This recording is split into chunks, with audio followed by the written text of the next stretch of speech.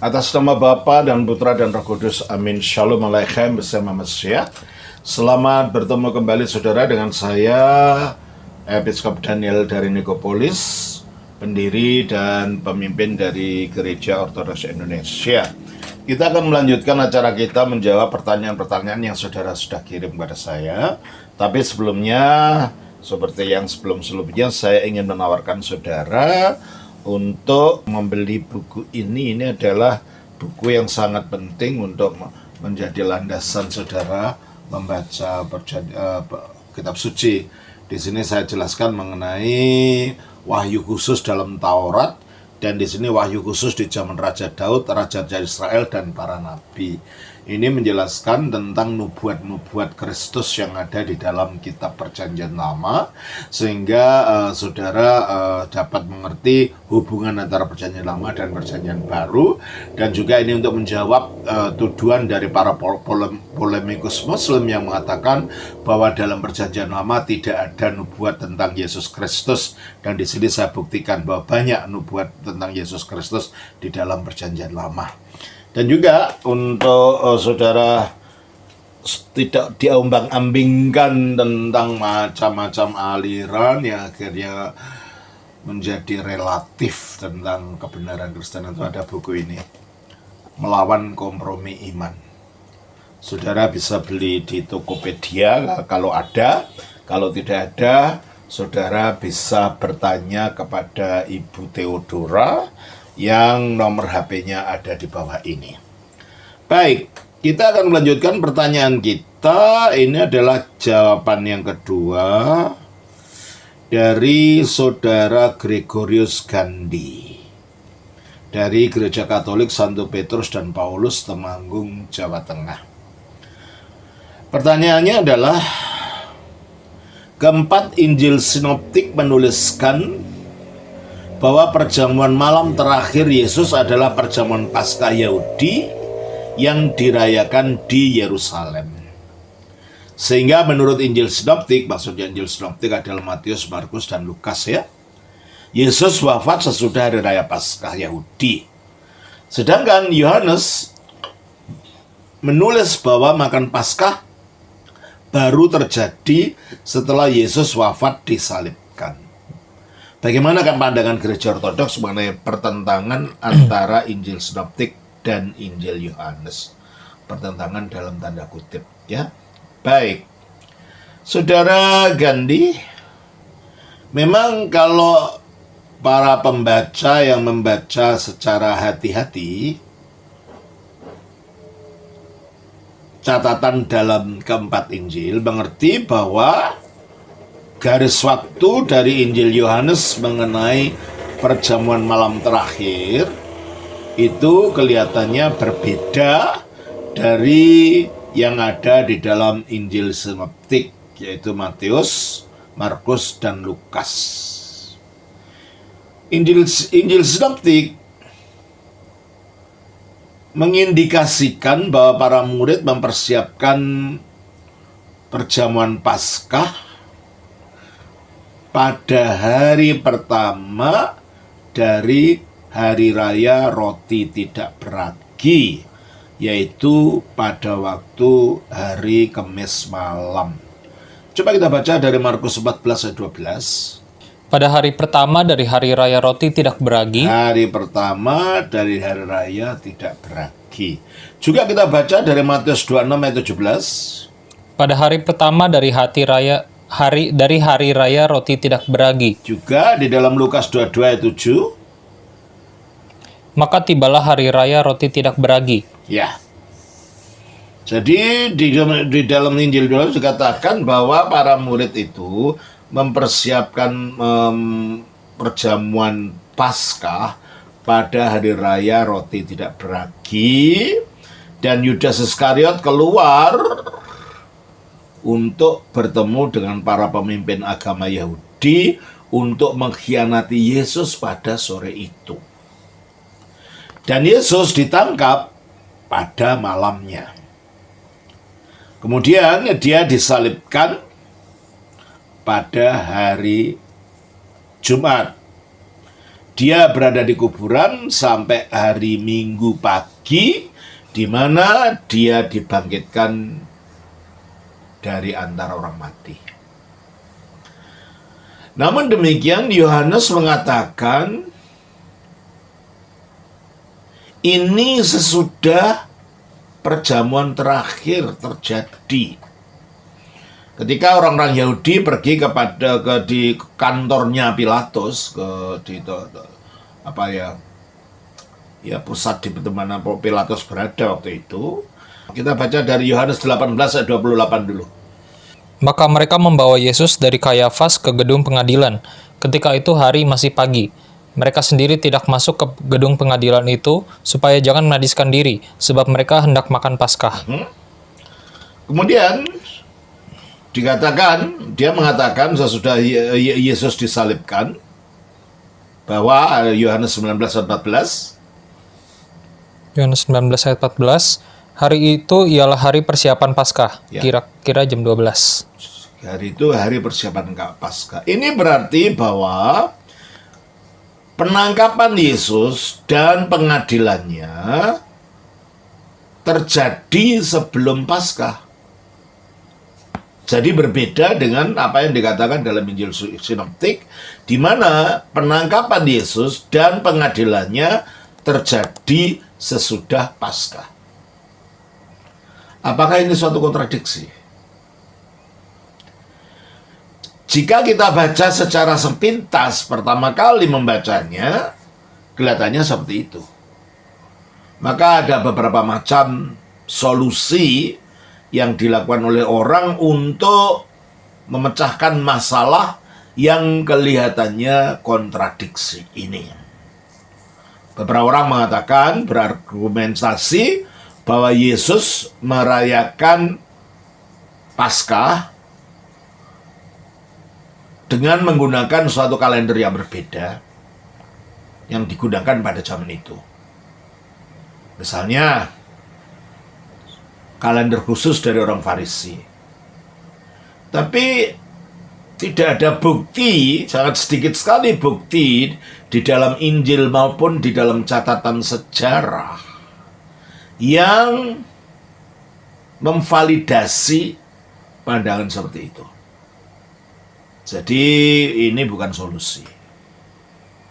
Ada lagi yang berargumentasi bahwa Yesus bukan merayakan perjamuan Paskah, tetapi suatu perjamuan yang berbeda yang terkait dengan perjamuan perayaan. Tetapi masalahnya dengan argumentasi ini adalah bahwa kita ditinggalkan dengan suatu masalah yang berkebalikannya. Urutan waktunya Yohanes membuat lebih masuk akal. Tetapi urutan waktu sinoptik tidak masuk akal kalau begitu. Makna yang jelas dari Injil-Injil Yohanes menunjukkan bahwa Yesus merayakan perjamuan Paskah. Itulah dua anggapan yang bermasalah, anggapan untuk pemecahan persoalan itu. Tetapi ada satu pandangan yang terakhir yang kelihatannya secara alkitabiah dapat dibenarkan dan dapat dimengerti dengan mudah. Tetapi itu memerlukan suatu keterangan. Yang pertama yang harus dimengerti adalah Paskah itu adalah suatu perjamuan yang dimulai pada hari pertama dari perayaan roti tanpa ragi yang berlangsung selama beberapa hari. Di dalam budaya barat, orang tidak mengerti bahwa mereka tidak punya perayaan seperti itu. Perayaan itu dapat dilakukan selama berhari-hari. Contohnya, kalau di timur ya, umpamanya hari Imlek saja. Imlek kan bukan sehari. Sampai tanggal 15, yaitu sampai tanggal Cap Gomeh, perayaan Cap Gomeh. Jadi berhari-hari. Juga kalau orang Indonesia merayakan Idul Fitri, mereka pulang kampung dan itu berlangsung sampai 1 minggu, 2 minggu tetap merayakan Idul Fitri ini. Berbeda kalau di Barat, ya Pak Natal dirayakan hari itu, pembagian hadiah-hadiah setelah itu selesai. Jadi tidak ada suatu perayaan yang berkepanjangan gitu. Nah, di dalam perayaan, di dalam budaya-budaya Timur, perayaan itu sering berlangsung lama. Demikianlah perayaan roti tidak beragi itu adalah suatu perayaan, suatu hari raya yang lamanya 1 minggu. Ini adalah salah satu dari beberapa perayaan-perayaan nasional bagi orang Yahudi. Ini perayaan roti tidak beragi ini mengingatkan mereka akan pembebasan mereka dari Mesir dan pemeliharaan mereka sebagai umat di padang belantara selama bertahun-tahun.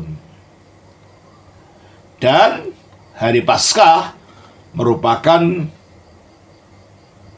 gongnya, yang merupakan ujung daripada puncak daripada perayaan itu, sebagaimana Paskah aslinya itu juga merupakan puncak daripada pembebasan bangsa Israel dari Mesir dan yang menuntun mereka kepada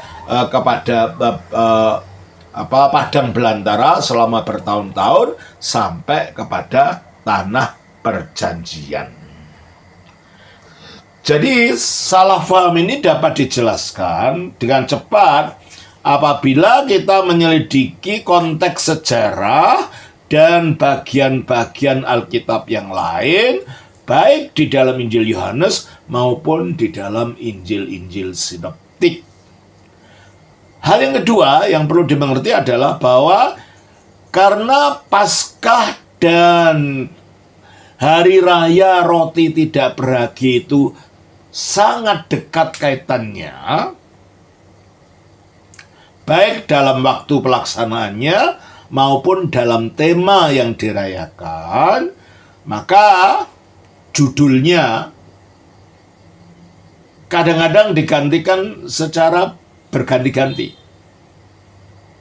Misalnya, Lukas mengatakan di dalam Lukas 22 ayat 1, Hari Raya Roti Tidak Beragi yang disebut Paskah sudah dekat. ya, coba kita lihat ini. Hari Raya Roti Tidak Beragi yang disebut Paskah, padahal ini dua perayaan yang berbeda. Tapi di sini di Hari Raya Tidak Beragi disebut juga Hari Raya Paskah. Meskipun secara teknis perayaan Paskah adalah suatu perjamuan yang tunggal, Lukas di sini merujuk kepada Hari Raya Paskah sebagai suatu pesta keseluruhan dari perayaan itu. Markus juga melakukan hal yang sama, tapi kebalikannya. Dia mengatakan di dalam Markus 14 ayat 12. Pada hari pertama dari Hari Raya Roti Tidak Beragi, pada waktu orang menyembelih domba Paskah.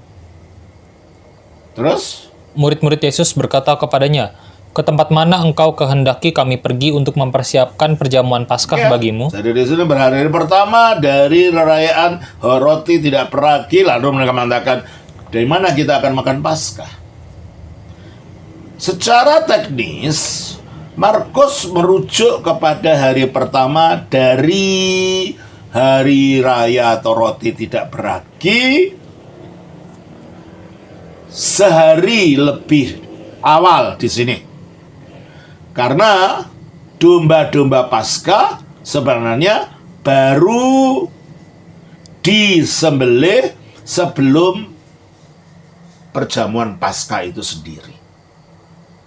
Yang menandai permulaan dari hari raya roti tidak beragi. Apakah Markus di sini melakukan kesalahan dengan mengatakan bahwa perayaan roti tidak beragi dimulai lebih dulu daripada yang seharusnya? Tidak. Sekali lagi, di dalam konteksnya ada suatu hal yang dikatakan bergantian antara hari di mana domba Paskah disembelih dan Paskah itu sendiri, serta hari raya roti tidak beragi. Bahkan Yosefus, seorang ahli sejarah bangsa Yahudi pada zaman itu, menunjukkan ambiguitas yang sama ketika dia mengatakan mengenai hari raya roti tidak tanpa ragi dan hari raya Paskah. Berdasarkan pada 2 poin di atas, ada hal yang ketiga yang kita harus mengerti. Yohanes kadang-kadang menggunakan kata Paskah untuk merujuk kepada peristiwa-peristiwa yang lain yang terjadi selama masa hari raya roti tidak beragi yang lamanya 1 minggu itu. Ketika dia merujuk kepada orang-orang Yahudi tidak ingin untuk menajiskan dirinya